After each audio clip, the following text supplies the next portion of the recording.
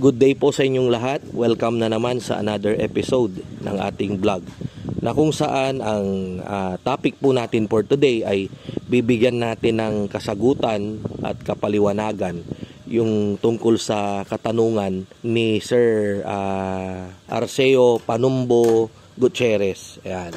So mabuti naalala ko yung kanyang pangalan, dahil sa araw na to marami po tayong nire-reply na mga messages ninyo, mga katanungan ninyo, inquiries sa ating Mangmag's FB page. Ayan. So yung katanungan kasi ni Sir Arceo Gutierrez ay tinatanong niya kung maganda daw ba yung Shaver White na lahi ng manok. Ayan. So kako sa kanila, hindi ko pa po kasi nasubukan yung Shaver White na yan. Ayan. Although kilala ko siya, na available siya sa market, pero until now hindi ko pa po siya nasubukan. Nung nasabi kong ganon, nag-follow up question siya. Tinanong niya kung ano raw ba yung mga nasubukan ko ng strain ng ating mga paitloging manok, na siya namang ating sasagutin dito para din sa kaalaman ninyong lahat. Ayan. At kung ano daw yung masasabi ko dun sa Shaver White. Unang-una, ang nagamit nating ginamit nating manok noon, sisiw, ay yung strain ng Bounty, yung Lowman LSS, ganyan, Lowman White. Ayan, ito po ay puti, and then puti din po yung kanyang itlog.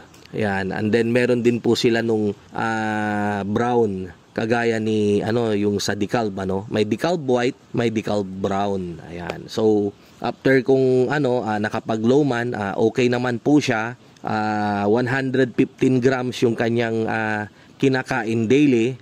Medyo medyo matakaw ng 5 grams kumpara sa decalb. Yun nga lang po, medyo malaki-laki or mabigat-bigat yung kanyang itlog kumpara naman sa decalb. Kasi nga po, kinakailangan lang na ganun kasi matakaw siya. So dapat maibalik naman niya in terms of production ng kanyang itlog na medyo mabigat or malaki, mas malalaki yung kanyang itlog. Ayan. So okay lang po yun, maganda po yun. Ayan. And then nung wala pong mabiling lowman kay Bounty, nag-try po ako kay decalb. Ayan. So far, maganda rin po si decalb.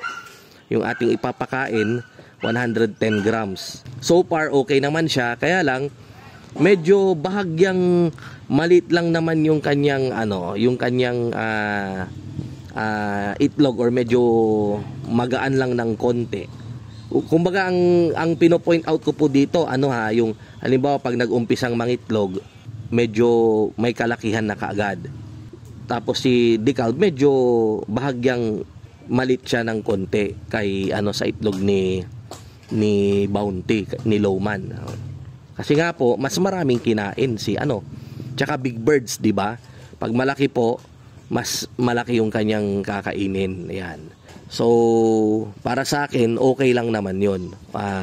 Wala pong gaanong pagkakaiba. Doon lang po sa pagkain. And then nasubukan ko rin po si Hisex. Si Hisex, okay din po siya. Maganda rin po. Para din siyang si decalb white. And then ito namang si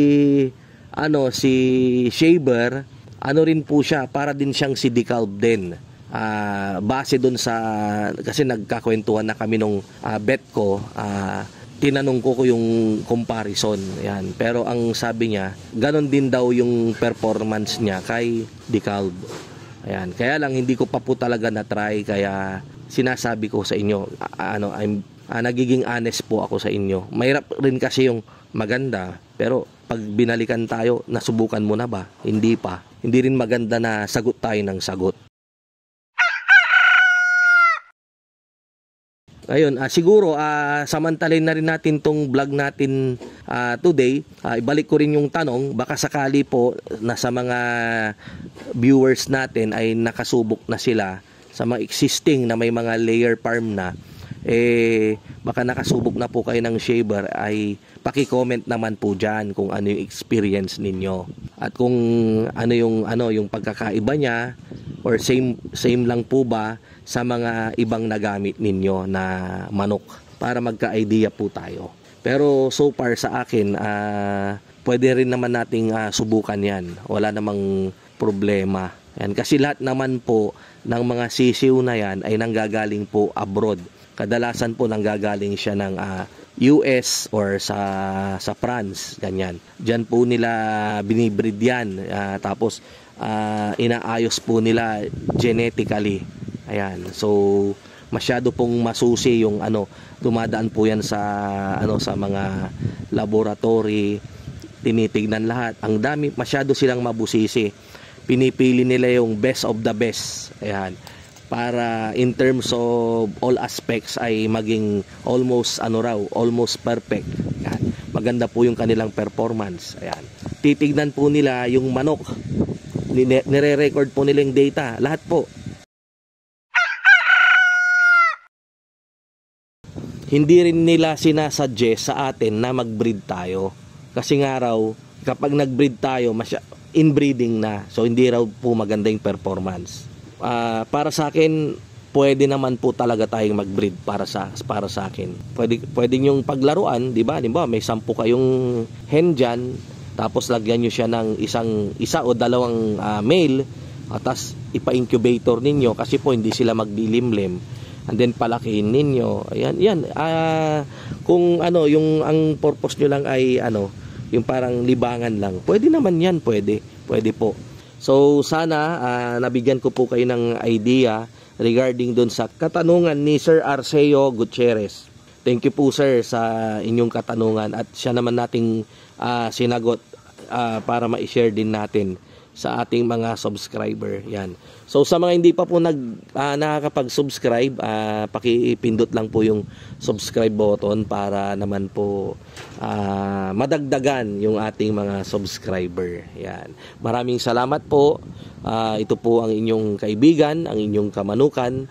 Walang iba kundi si Mang Mags. Ayan. God bless po and mabuhay.